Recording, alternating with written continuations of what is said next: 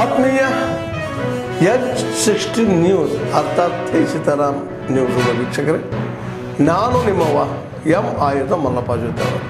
ತಾವು ಈಗ ಸುದ್ದಿಗಳ ಲೋಕಕ್ಕೆ ಎಂಟ್ರಿ ಹೊಡಿತಾ ಇದ್ದೀರಿ. ಈ ಸುದ್ದಿಗಳನ್ನು ಪ್ರತಿಯೊಂದು ನೋಡೋ ಜೊತೆಗೆ ನಿಮ್ಮ ಅಭಿಪ್ರಾಯಗಳನ್ನು ಹಚ್ತಾ ಇರಿ. ಯಾಕಂದರೆ ಈ ಸುದ್ದಿಗಳು ನಿಮಗಾಗಿ, ನಿಮ್ಮ ಬದುಕಿಗಾಗಿ, ನಿಮ್ಮ ವೈಚಾರಿಕೆಗಾಗಿ, ನಿಮ್ಮ ತಿಳುವಳಿಕೆಗಾಗಿ ನಿಮಗೂ ಗೊತ್ತು. ಜೊತೆಗೆ ನಮಗೂ ನಿಮ್ಮೊಂದಿಗೆ ಇದೊಂದು ಮಾತಾಡುವಂಥ ಜೊತೆಗೆ ಸುದ್ದಿಗಳನ್ನು ಬಿಡುವಂಥ ಕೆಲಸ. ಈ ಕೆಲಸದಲ್ಲಿ ನಾವು ನಿಮ್ಮೊಂದಿಗೆ ಇದ್ದೀವಿ ಅಂತ ಹೇಳ್ತಾ ನೋಡ್ತಾ ಇರಿ ಸುದ್ದಿಗಳನ್ನು.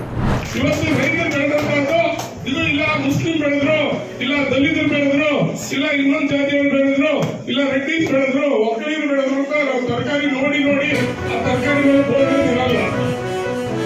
ತರಕಾರಿ ಯಾವುದೇ ಆಗಿರ್ಬೋದು, ಯಾರೇ ಬೆಳೆದಿರ್ಬೋದು, ನಾವು ತರಕಾರಿ ತಿಂತೀವಿ, ರಾಗಿ ತಿಂತೀವಿ, ಭತ್ತ ಅಕ್ಕಿ ತಿಂತೀವಿ, ಎಲ್ಲ ನಾವು ಯಾರು ಹುಟ್ಟಿದ್ದಾರೆ, ಯಾರು ಬೆಳೆದಿದ್ದಾರೆ ಅಂತ ಯಾರು ನೋಡೋಣ. ಆದ್ರೆ ಬೇರೆ ವಿಷಯದಲ್ಲಿ ಬಂದು ಆ ಜಾತಿಯೇನೋ ಈ ಜಾತಿಯೇನೋ ಅವ್ರ ಹಂಗೆ ಇವ್ ಹಿಂಗೆ, ಆ ಜಾತಿ ಓಟ್ ಹಾಕ್ಬಿಡ್ರಿ, ಈ ಜಾತಿ ಓಟ್ ಹಾಕ್ಬಿಡ್ರಿ, ನಮ್ ಜಾತಿಗೆ ಓಟ್ ಹಾಕ್ರಿ, ಏನ್ ಬೇಕು ಅವ್ರ ಜಾತಿ ಓಟ್ ಹಾಕ್ಸಿರೋ ಮಾತ್ರ ಜಾತಿ ಸುದ್ದಿ ಇರ್ತಾರೆ.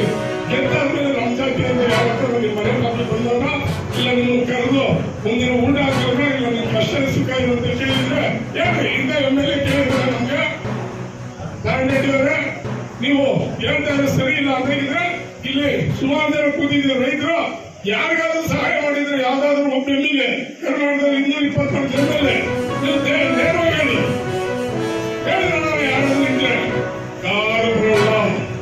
ನಮ್ಗೆ ಎಲೆಕ್ಷನ್ ಅಲ್ಲಿ 1,000-2,000 ಕೊಡ್ತಾರೆ, ಓಟ್ ಹಾಕ್ಸ್ಕೊಂತಾರೆ, ನಮ್ ಕೈ ಇದ್ದಾರೆ 20,000 ಕಟ್ಟಿಸ್ತಾರೆ. ಒಂದು ವಿಷಯ ಕಾಪಿ ಇಟ್ಕೊಳ್ಳಿ ರೈತರೆ, ಇವತ್ತು ನೀವು 2,000 1,000 ತಗೊಂಡು ನಾವು ಓಟ್ ಹಾಕ್ತೀವಿ, ಅವತ್ತೊಂದಿನ ನಮ್ಗೆ ಚಂದ. ಆದ್ರೆ 5 ವರ್ಷ ನಮ್ಮ ಹತ್ರ 50,000 ಕರೀತಾರೆ. ಆ ಟ್ಯಾಕ್ಸ್ ಜಾಸ್ತಿ ಮಾಡ್ತಾರೆ, ಈ ಟ್ಯಾಕ್ಸ್ ಜಾಸ್ತಿ ಮಾಡ್ತಾರೆ. ನೋಡಿ ಇವತ್ತು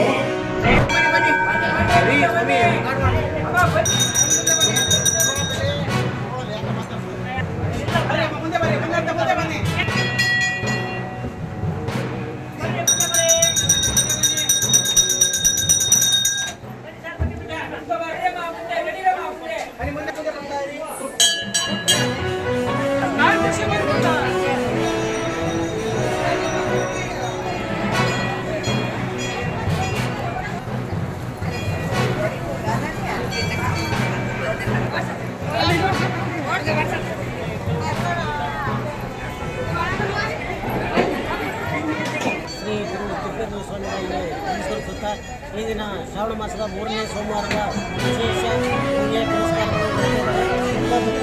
ಸಾಲ ನೆರಳು ಕೂಡ ಮಾಡ್ತೀವಿ, ನೆರಳು ವ್ಯವಸ್ಥೆ ಕೂಡ ಮಾಡ್ತೀವಿ. ಸಾಲಾಗಿತ್ತು ಎಲ್ಲ ಭಕ್ತಾದಿಗಳು ಕೂಡ ದೇವರ ದರ್ಶನ ಪಡೆದು ಅವರ ಕೈಲಾದ ಕಾಣಿಕೆ ಅಕ್ಕಿ ಎಲ್ಲ ರವೆ ಕೈಲಾದ ಹಣದ ರೂಪದಲ್ಲೂ ಸಹ ಕಾಣಿಕೆಯನ್ನು ಅರ್ಪಿಸಿ ಹೋಗ್ತಿದ್ದಾರೆ.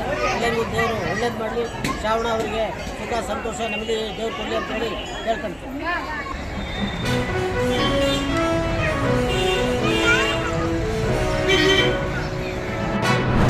ರಾಜಕಾರಣ ರಾಜಣ್ಣವರು ಯಾವಾಗಲೂ ನೇರವಾಗಿ ಮಾತಾಡೋದು. ಇವತ್ತು ಸತ್ಯವನ್ನು ಹೇಳಿದ್ದಾರೆ ರಾಜಣ್ಣ. ಅಂದರೆ ನಮ್ಮ ಕಾಲದಲ್ಲಿ ನಮ್ಮ ಸರ್ಕಾರ ಇದ್ದಾಗ ನಮ್ಮ ಅಧಿಕಾರಿಗಳು ತಪ್ಪು ಅಂತೇಳಿ ಸತ್ಯವನ್ನು ಹೇಳಿದ್ದಾರೆ. ಸತ್ಯ ಯಾವಾಗಲೂ ಕಠೋರವಾಗಿರುತ್ತೆ. ರಾಜಣ್ಣವರು ಯಾವಾಗಲೂ ನೇರವಾದಿಗಳು, ಸತ್ಯವನ್ನು ನೇರವಾಗಿ ಹೇಳುವಂಥವ್ರು. ಅವರ ಪಕ್ಷದ ಆಂತರಿಕ ವಿಷಯ ಅದು ಒಂದು ಭಾಗ. ಅಂದರೆ ಅದು ಅವರ ಹೈಕಮಾಂಡು ಮತ್ತು ಕಾಂಗ್ರೆಸ್ಗೆ ಬಿಟ್ಟಂಥ ವಿಚಾರ. ಆದರೆ ಸತ್ಯ ಯಾವಾಗಲೂ ಕಠೋರವಾಗಿರುತ್ತೆ ಅನ್ನೋದಕ್ಕೆ ಇದು ಸಾಕ್ಷಿ. ಆದರೆ ರಾಜಣ್ಣವರಿಗೆ ನನ್ನ ಅಭಿಪ್ರಾಯ ಏನಂದರೆ, ಇಲ್ಲಿಗೆ ಒಬ್ಬ ಹಿರಿಯ ನಾಯಕರು ನೇರವಾಗಿ ಹೇಳುವಂಥವ್ರು ಒಳ್ಳೆಯವರು. ರಾಜಕೀಯದಲ್ಲಿ ಹೇಳಬೇಕು ಅಂದರೆ ತುಂಬ ಒಳ್ಳೆಯವರು ಅವರು. ಅದರಿಂದ ಸಿದ್ದರಾಮಯ್ಯನಿಗೆ ಯಾವಾಗಲೂ ಒಂದು ಸ್ಟ್ರಾಂಗ್ ಆಗಿ ಕಲಿತವರು. ಅವ್ರಿಗೆ ರಾಜೀನಾಮೆ ತಗೊಳ್ಳುವಂಥ ಪರಿಸ್ಥಿತಿ ಆಗ್ತಲ್ಲ ಅಂತೇಳಿ ನಮಗೆ ನೋವಿದೆ. ನಾನು ರಾಜಣ್ಣವ್ರಿಗೆ ಹೇಳ್ತೀನಿ, ಸತ್ಯ ಹೇಳಿದ್ದೀರಾ, ಯಾಕೆ ರಾಜೀನಾಮೆ ಕೊಡ್ತೀರಾ? ಖಂಡಿತ ರಾಜೀನಾಮೆ ಕೊಡಬೇಡಿ. ರಾಹುಲ್ ಗಾಂಧಿ ಕರೆಕ್ಟಾಗಿ ಹೇಳಿದ್ದೀರ. ಯಾಕೆಂದರೆ ಇದು ರಾಹುಲ್ ಗಾಂಧಿಯವರು ಬಾಲಿಷ್ಯ ಥರ ಹೇಳಿಕೆ ಕೊಟ್ಟಿದ್ದಾರೆ. ಅಂದರೆ ಮತಗಳ್ಳತನ ಆಗಿದೆ ಇಲ್ಲಿ ಅಂತೇಳಿ. ಅವ್ರದೇ ಸರ್ಕಾರ, ಕಾಂಗ್ರೆಸ್ ಸರ್ಕಾರ ಇದ್ದಾಗ, ಅವ್ರದೇ ಅಧಿಕಾರಿಗಳಿದ್ದಾಗ ಅವರೇ ಅದನ್ನು ತನಿಖೆ ಮಾಡಿಸ್ಬೇಕಾಗಿದೆ. ಅದು ಬಿಟ್ಟು ಇವತ್ತು ಎಲೆಕ್ಷನ್ ಕಮಿಷನ್ ನೋಟಿಸ್ ಕೊಟ್ಟಿದೆ.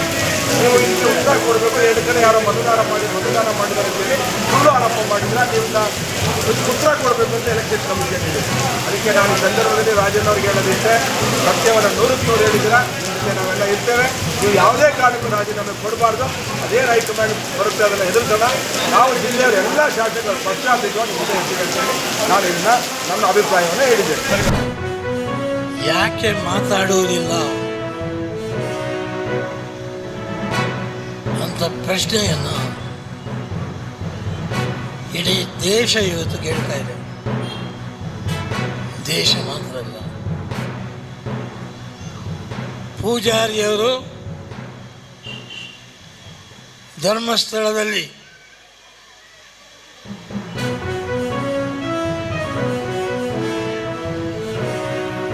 ಆ ಧರ್ಮದ ಸ್ಥಳವನ್ನು ಅವಹೇಳನ ಮಾಡುತ್ತಿರುವಾಗ ಯಾಕೆ ಪೂಜಾರಿಯವರು ಸುಮ್ಮನಿದ್ದಾರೆ?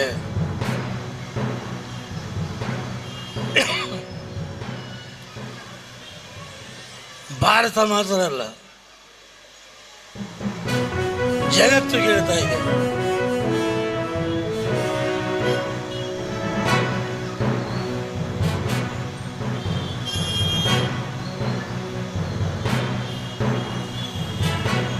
ಧರ್ಮಸ್ಥಳದ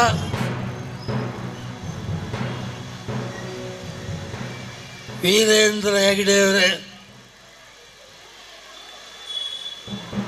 ನಿಮ್ಮ ಒಟ್ಟಿಗೆ ಧರ್ಮಸ್ಥಳದ ಒಟ್ಟಿಗೆ ಇಡೀ ದೇಶ ಅಲ್ಲ ಜಗತ್ತಿದೆ. ಒಂದು ದೇವಸ್ಥಾನ ಇರೋದು ನಮಗೆ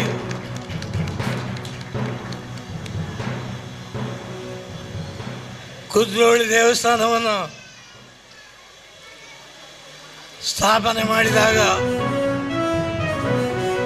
ಎಷ್ಟು ಕಷ್ಟ ಆಗಿದೆ. ಒಂದು ಧರ್ಮಸ್ಥಳವನ್ನು, ದೇವರ ಸ್ಥಾನವನ್ನು ನಡೆಸಲಿಕ್ಕೆ ಎಷ್ಟು ಕಷ್ಟ ಇದೆ ಅದು ಪೂಜಾರಿಗೆ ಗೊತ್ತು. ಆದ್ದರಿಂದ ಹೇಳ್ತಿದ್ದೇನೆ, ವೀರೇಂದ್ರ ಹೆಗ್ಗಡೆಯವರೇ, ನಿಮ್ಮ ಒಟ್ಟಿಗೆ ಪೂಜಾರಿದ್ದಾನೆ. ಕುದ್ರೋಳಿ ದೇವಸ್ಥಾನವನ್ನು ಸ್ಥಾಪನೆ ಮಾಡಿದ ಮಾತ್ರ ಅಲ್ಲ, ಇಡೀ ಜಗತ್ತು ಇವತ್ತು ಪೂಜಾರಿ ಬಾಯಿ ಮುಚ್ಚಿ ಕೂತುಕೊಂಡಿದ್ದಾರೆ. ಹೌದು, ಬಾಯಿ ಮುಚ್ಚಿ ಕೂತು ಯಾಕೆ ನಾನು ಮಾತಾಡ್ತಾ ಇಲ್ಲ?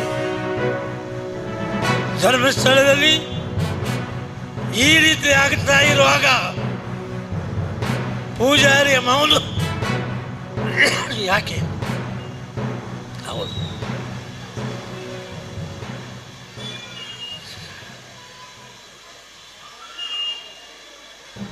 ಆದ್ಮೇಲೆ ಎಲ್ಲ ಸುದ್ದಿಗಳನ್ನು ನೋಡಿದಿರಲ್ಲ, ಏನು ಅನಿಸ್ತು ನಿಮಗೆ? ಇದರಲ್ಲೇ ನಿಮ್ಗೆ ಲೈಕ್ ಆಗಿರ್ಬೋದು, ಡಿಸ್ಲೈಕು ಆಗಿರ್ಬೋದು, ಕಾಮೆಂಟ್ ಬೇಡಪ್ಪ ಅಂತೂ ಅನಿಸಿರ್ಬೋದು, ಕಾಮೆಂಟ್ ಮಾಡಬೇಕಪ್ಪ ಅನಿಸಿರ್ಬೋದು, ಶೇರ್ ಮಾಡಬಾರ್ದಪ್ಪ ಅನಿಸಿರ್ಬೋದು, ಅದು ಮಾಡಬೇಕು ಅನಿಸಿರ್ಬೋದು. ಏನಾದರೂ ಆಗಲಿ ಶೇರ್ ಮಾಡ್ತಾಯಿರಿ, ಈ ನ್ಯೂಸ್ಗಳನ್ನ ಹಂಚ್ತಾ ಇರಿ, ಜೊತೆಗೆ ಇದಕ್ಕೆ ಸಬ್ಸ್ಕ್ರೈಬ್ ಆಗ್ತಾಯಿರಿ ಅಂತ ಹೇಳ್ತಾ, H16 ನ್ಯೂಸ್ ಅರ್ಥಾತ್ ಹೇ ಸೀತಾರಾಮ್, ಇದು ಸತ್ಯದ ಕೈಗೆ ನಡಿ ವಂದನೆಗಳು.